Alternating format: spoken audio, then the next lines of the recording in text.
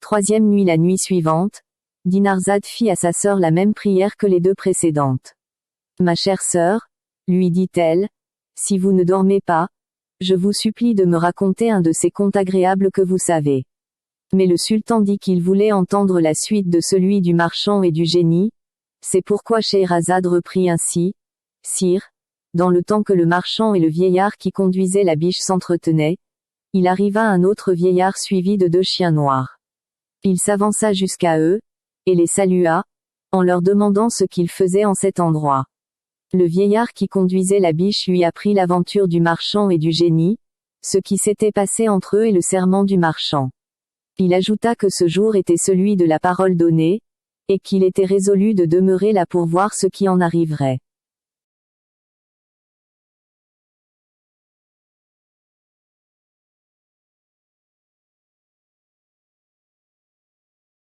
Le second vieillard, trouvant aussi la chose digne de sa curiosité, prit la même résolution.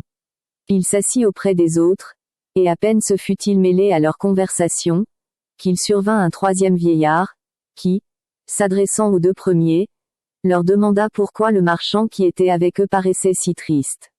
On lui en dit le sujet, qui lui parut si extraordinaire, qu'il souhaita aussi d'être témoin de ce qui se passerait entre le génie et le marchand. Pour cet effet, il se plaça parmi les autres. Ils aperçurent bientôt dans la campagne une vapeur épaisse, comme un tourbillon de poussière élevé par le vent. Cette vapeur s'avança jusqu'à eux, et se dissipant tout à coup, leur laissa voir le génie, qui, sans les saluer, s'approcha du marchand le sabre à la main, et le prenant par le bras, « Lève-toi, lui dit-il, que je te tue comme tu as tué mon fils. » Le marchand et les 3 vieillards effrayés se mirent à pleurer et à remplir l'air de cris. Scheherazade, en cet endroit apercevant le jour, cessa de poursuivre son conte, qui avait si bien piqué la curiosité du sultan, que ce prince, voulant absolument en savoir la fin, remit encore au lendemain la mort de la sultane. On ne peut exprimer quelle fut la joie du grand vizir, lorsqu'il vit que le sultan ne lui ordonnait pas de faire mourir Scheherazade. Sa famille, la cour, tout le monde en fut généralement étonné. 4e nuit. Vers la fin de la nuit suivante, Scheherazade, avec la permission du sultan, parla dans ces termes. Sire, quand le vieillard qui conduisait la biche vit que le génie s'était saisi du marchand, et l'allait tuer impitoyablement, il se jeta aux pieds de ce monstre, et les lui baisant, prince des génies, lui dit-il, je vous supplie très humblement de suspendre votre colère, et de me faire la grâce de n'écouter. Je vais vous raconter mon histoire et celle de cette biche que vous voyez, mais si vous la trouvez plus merveilleuse et plus surprenante que l'aventure de ce marchand à qui vous voulez ôter la vie, puis-je espérer que vous voudrez bien remettre à ce pauvre malheureux le tiers de son crime.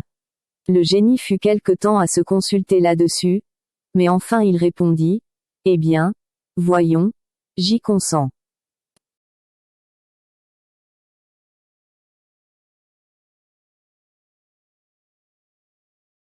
Histoire du premier vieillard et de la biche. Je vais donc, reprit le vieillard, commencer le récit, écoutez-moi, je vous prie, avec attention. Cette biche que vous voyez est ma cousine et de plus ma femme. Elle n'avait que 12 ans quand je l'épousai, ainsi je puis dire qu'elle ne devait pas moins me regarder comme son père que comme son parent et son mari.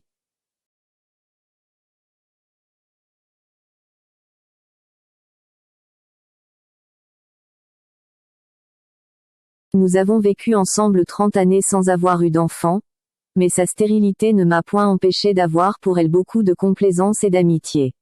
Le seul désir d'avoir des enfants me fit acheter une esclave, dont j'eus un fils qui promettait infiniment.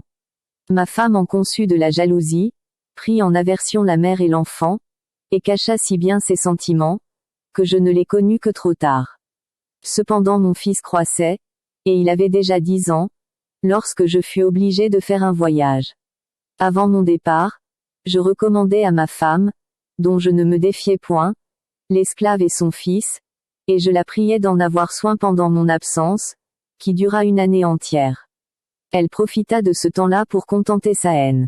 Elle s'attacha à la magie, et quand elle sut assez de cet art diabolique pour exécuter l'horrible dessein qu'elle méditait, la scélérate mena mon fils dans un lieu écarté. Là, par ses enchantements, elle le changea en veau, et le donna à mon fermier, avec ordre de le nourrir comme un veau, disait-elle, qu'elle avait acheté. Elle ne borna point sa fureur à cette action abominable, elle changea l'esclave en vache, et la donna aussi à mon fermier.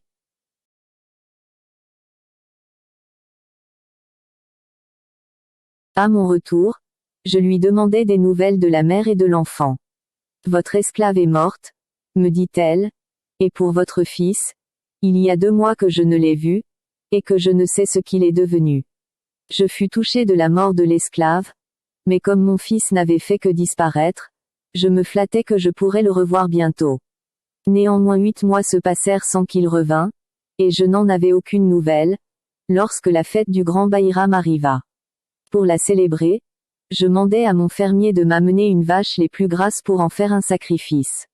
Il n'y manqua pas. La vache qu'il m'amena était l'esclave elle-même, la malheureuse mère de mon fils. Je la liai, mais dans le moment que je me préparais à la sacrifier, elle se mit à terre des beuglements pitoyables, et je m'aperçus qu'il coulait de ses yeux des ruisseaux de larmes.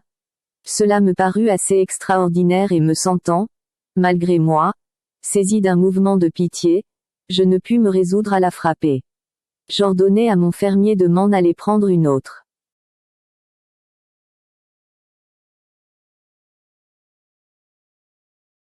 Ma femme, qui était présente, frémit de ma compassion, s'opposant à un ordre qui rendait sa malice inutile. Que faites-vous, mon ami? S'écria-t-elle. Immolez cette vache. Votre fermier n'en a pas de plus belle, ni qui soit plus propre à l'usage que nous en voulons faire. Par complaisance pour ma femme, je m'approchai de la vache, et combattant la pitié qui en suspendait le sacrifice, j'allais porter le coup mortel, quand la victime, redoublant ses pleurs et ses meuglements, me désarma une seconde fois. Alors je mis le maillet entre les mains du fermier, en lui disant, prenez, et sacrifiez-la vous-même, ses beuglements et ses larmes me fendent le cœur.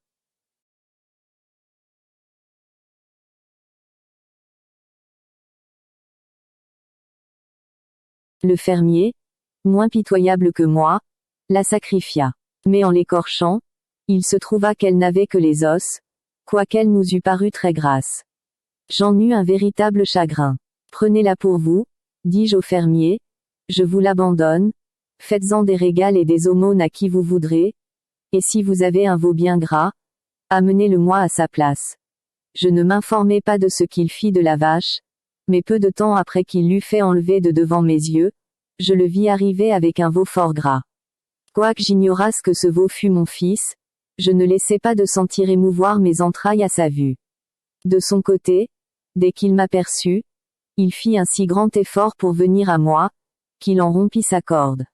Il se jeta à mes pieds, la tête contre terre, comme s'il eût voulu exciter ma compassion, et me conjurer de n'avoir pas la cruauté de lui ôter la vie, en avertissant, autant qu'il lui était possible, qu'il était mon fils. Je fus encore plus surpris et plus touché de cette action que je ne l'avais été des pleurs de la vache. Je sentis une tendre pitié qui m'intéressa pour lui. Ou, pour mieux dire, le sang fit en moi son devoir. Allez, dis-je au fermier, ramenez ce veau chez vous, ayez-en grand soin, et à sa place amenez-en un autre incessamment.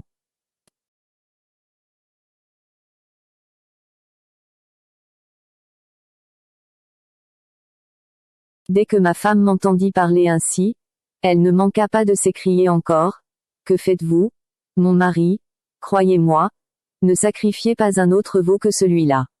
Ma femme, lui répondis-je, je n'immolerai pas celui-ci, je veux lui faire grâce, je vous prie de ne point vous y opposer. Elle n'eut garde, la méchante femme, de se rendre à ma prière, elle haïssait trop mon fils pour consentir que je le sauvasse. Elle m'en demanda le sacrifice avec tant d'opiniâtreté, que je fus obligé de le lui accorder.